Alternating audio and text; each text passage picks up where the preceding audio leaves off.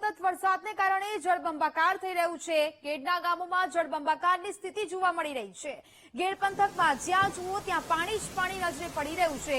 ગેડના ગામોને જોડતા રસ્તાઓ પર પાણી ભરાયા છે। વંથલીમાં ઉઝત નદીના પાણી આંબાના બગીચામાં ફરી વળ્યા છે। ગેડના ગામોને જોડતા અનેક માર્ગો છે તે બંધ થઈ ગયા છે અને આ સમગ્ર દ્રશ્યો જૂનાગઢના છે કે જ્યાં સતત વરસાદ વરસી રહ્યો છે અને ગેડના ગામોમાં જળબંબાકારની સ્થિતિ ઉદ્ભવી છે। ગેડ પંથકમાં જ્યાં જુઓ ત્યાં માત્ર ને માત્ર પાણી નજરે પડી રહ્યું છે। અનેક ગામોને જોડતા રસ્તાઓ પર પાણી ફરી વળ્યા છે અને તેને જ કારણે અનેક ગામો સંપર્ક વિહોણા પણ બન્યા છે।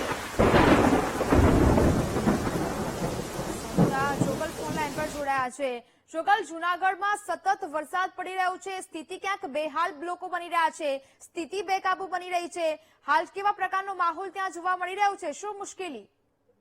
નેહા, હું તમને જણાવી દઉં, મને હાલના જે ગામડાના ગેડના સ્થાનિક લોકો જોડે વાત થઈ છે।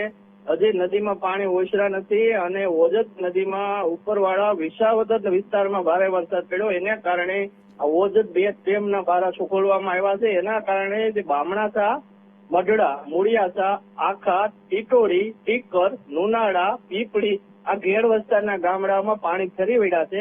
હવે છેલ્લા 7 દિવસથી પાણી ફરી વળ્યા છે। પાક તો નાબૂદ થઈ ગયો છે અને ખેડૂતોને ધોવાણ પણ થયું છે।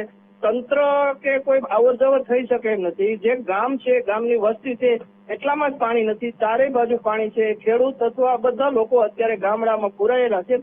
કોઈ જાનહાનિના એવા કોઈ સમાચાર નથી, પણ ભારે વરસાદને કારણે જે ખેતીનો પાક છે નાબૂદ થયો છે અને પૂરેપૂરું ધોવાણ થયું છે। લોકો એવી અપેક્ષા રાખે છે કે હવે વરસાદ બંધ કરે, મેઘરાજા ખમૈયા કરે તો પાણી ઓછરી જાય।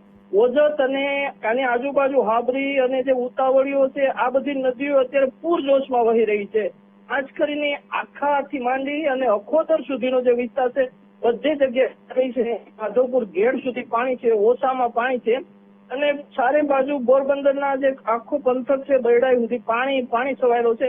લોકોને આજે બસ ઘરમાં રહી છે, બહાર ક્યાંય નીકળી નથી ગયા, નજીકના તાલુકામાં જવર નથી, શૈક્ષણિક કાર્ય બધા બંધ છે, વહીવટી તંત્ર સાબદું છે। જ્યાં તલાટી મંત્રી નથી ત્યાં પણ જે વહીવટી કરે છે, કામ સંભાળે છે, એ બધા લોકોએ દરેક ગામડામાં વોટ્સએપથી મેસેજ આપી દીધો છે કે કોઈ એવી જાનહાનિ થાય તો મેસેજથી ફોલો કર્યો। તંત્ર જાગૃત છે પણ વરસાદ બંધ નથી થતો, એના કારણે પૂરેપૂરે લોકો પુરાઈને ઘરમાં બેઠા છે। 4 દિવસથી ડેરી બંધ છે અને બીજો કોઈ પણ વાહન વ્યવહાર થઈ શક્યો નથી। બિલકુલ જોગલ, વિગતો સાથે જોડાયા તે બદલ આપનો આભાર।